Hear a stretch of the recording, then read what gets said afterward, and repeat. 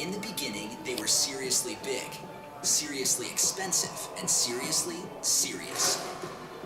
That was until the year 1961. The PDP-1, made by the Digital Equipment Corporation, DEC. This gigantic machine lacked the kind of applications that sell one-ton mini-computers and bring in serious money. The fledgling company turned to scholars at MIT, hoping the young programmers would soon have it humming with brainiac applications.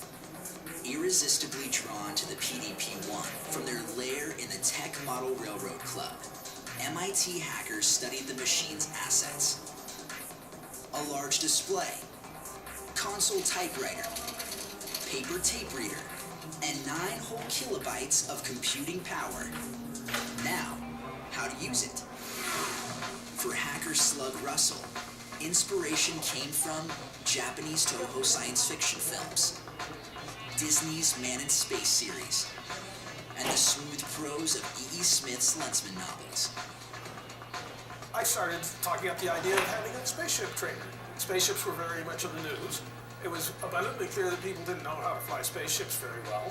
And eventually, the critical chorus at the Model Railroad Club and elsewhere said, "That's a great idea, why don't you do it?"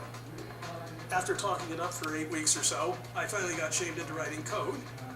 In the fall of 1961, I had a demonstration program that had 2 spaceships which could maneuver around the screen and could fire torpedoes at each other. An intergalactic dogfight, and they would call it Space War. Space War pushed the limits of the PDP-1's graphics and real-time capability. Dan Edwards rewrote the display so we could have gravity affect the spaceships. And Pete Sampson added stars.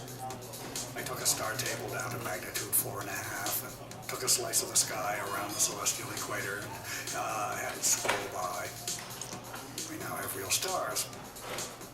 In May 1962, Space War made its debut at MIT's Science Open House and DEC's User Society. Huge crowds lined up to play.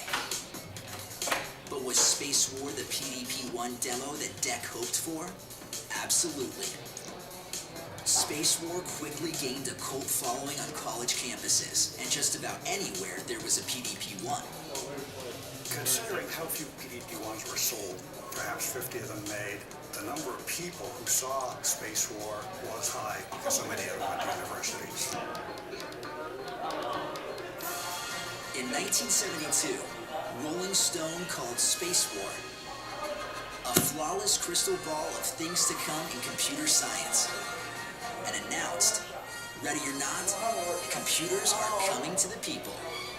One point I happened to make to Stuart Brand was this was a great collaboration. Not just a good game and an excellent piece of programming art. Space War encouraged interaction between human and machine. It got people excited about the field of computer programming. Introduced the world to the multi-billion-dollar industry of computer gaming. It certainly established that you could play games with computers, and people have been doing it ever since.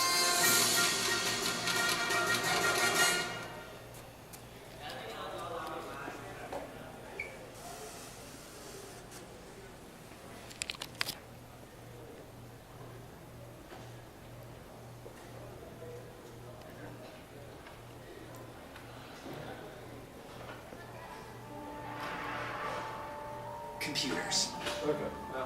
In the beginning, they were seriously big, seriously expensive, and seriously serious. That was until the year 1961. The PDP-1, made by the Digital Equipment Corporation, DEC. This gigantic machine lacked the kind of applications that sell one-ton mini-computers and bring in serious money.